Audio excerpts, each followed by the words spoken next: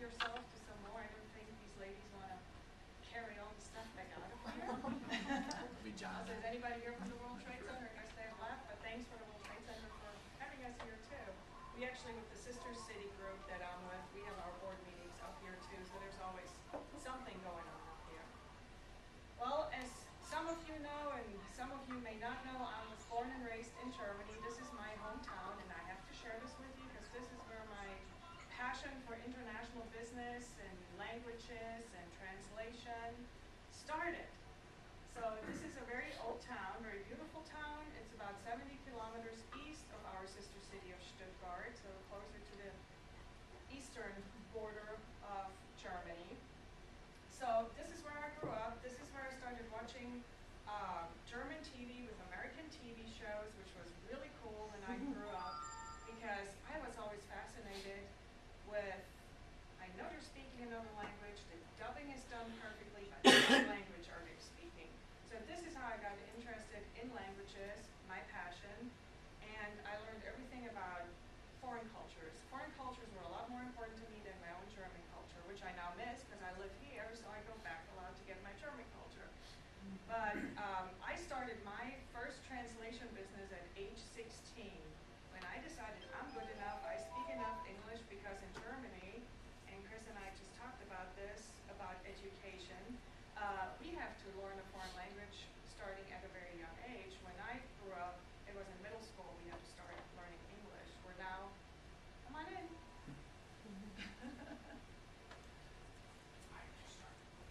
We're now, they've done enough studies where kids are starting to learn foreign languages in kindergarten, which I wish this country would do too, but that's a whole other story.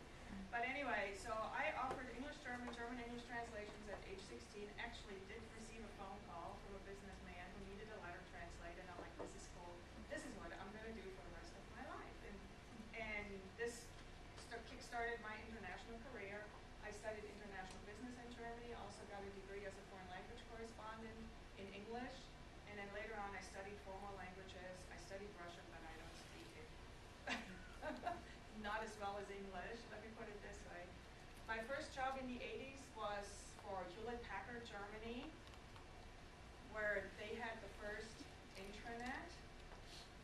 All the orders that we received during the day were put into a computer, which went via satellite overnight to Palo Alto, where they started putting all these plotters and things that HP was selling back then, calculators, together to ship back over to Germany. So that's how I got involved in international business.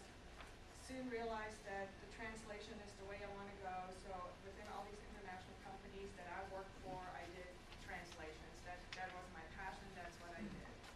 So, and moved here in 1992. Did work for a local translation agency and decided I can do this on my own. And started German language communications in 1994, which quickly turned into a translation with one of my largest clients, who's not here this evening, Enterprise Rent-A-Car. They asked, can you do other languages? We like your service. So we're like, sure, we can do it all. So this is in 1998, we turned it into a translation, and here we are offering over 100 languages. So, and here's a little fact that I just stumbled across. Immigrants are 30%, and I'm an immigrant, are 30% more likely to start a business than a non-immigrant.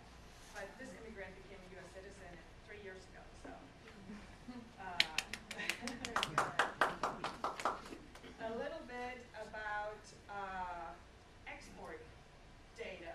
Not sure if you all follow trade statistics and all that fun stuff, but according to the latest figures from Wiser Trade Export, Missouri exported through the first quarter of 2011, exports totaled $3.4 billion, which is an 18% increase over the same time period from last year. And it's also a new record for Missouri. I mean, 18%. I know some of you export here, some of you we work with.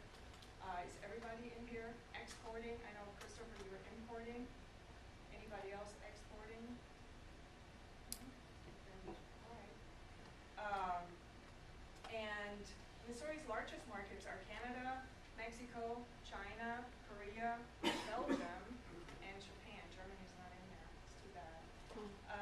And And the two top exporting sectors are transportation equipment and chemicals, and then machinery. So then St. Louis, metropolitan St. Louis, interesting statistics too. Since 2009, the metro area of St. Louis exported over $14 billion in goods and services. That's unbelievable. We are saying St. Louis is the #1 ranking, outpacing Kansas City, and in a 9-state region, second overall, with Chicago, of course, being the leader with 44 billion, but we're not too far behind. So we're getting there, especially with what Tim was saying with the China hub. We're hoping that that'll spur a lot more business in the St. Louis area. So what exactly is global business? It's the process of exchanging information across cultural boundaries in a way that preserves mutual respect and minimizes antagonism and creates inclusiveness. All right, so wrap your brain around that one. Americans are known, and I had a hard time when I first moved here learning the American culture. I mean, I was so gung-ho about all these American movies and movie actors that I grew up with, and here I am, I have to learn about the culture here. And there are certain ways that Americans deal with foreign cultures too. Americans are always known for their time and money. Time and money is everything, but other cultures don't act like that. I mean, doing business in other countries takes time. It's not going to happen overnight. It's not going to happen in 2 weeks. It's not going to happen in 6 months. It may take years. Same with the China hub. I mean, this has been going on for a long time, and it might go away, but we're all hoping that it will stay. So we have to understand all these cultures in order to do business with them. So when in Rome, do as the Romans do. Learn about the other culture and abide by the customs of their society. That way, you are a lot more welcome and a lot more doors will open for you over there in other countries. I have a few more tips, and I'm not covering everything in detail. These are just tidbits of little things that you can do to get into international business. If you want to talk to me at a later point and get a lot more detail, I'm happy, because I could talk about this all day. So here are a few tips for growing a global business, building multicultural relationships all over the world. Be open-minded. Ask questions and share information with your counterparts. Be tolerant to differences. I mean, that's really, really important. Just because it's not what you do, don't assume it's wrong. Okay? Do what you say you will do. Don't overpromise, and that's true for business here too. Let your counterparts direct you. Don't have to lead all the time. Leave business for last. Ask them to be taken to an interesting place if you're visiting overseas. Ask them to go out to dinner with them. That way you get to know them a little better. And learn a few words in their language. Please, thank you, and just a few words. You won't believe how many doors will open to you if you just try to speak their language a little bit. Okay? And do not move ahead without an international market plan. So foreign markets have a lot of different challenges for US-based companies. You need to consider, like I said, languages and socio-cultural factors, climate and environment, availability of resources, low labor, wages, and production costs, foreign exchange considerations. We run into this every day because we have translators and interpreters all over the world. So we're always trying to get the best exchange rate to pay our worldwide workforce that works for us. So you always have to watch what's going on with the foreign exchange.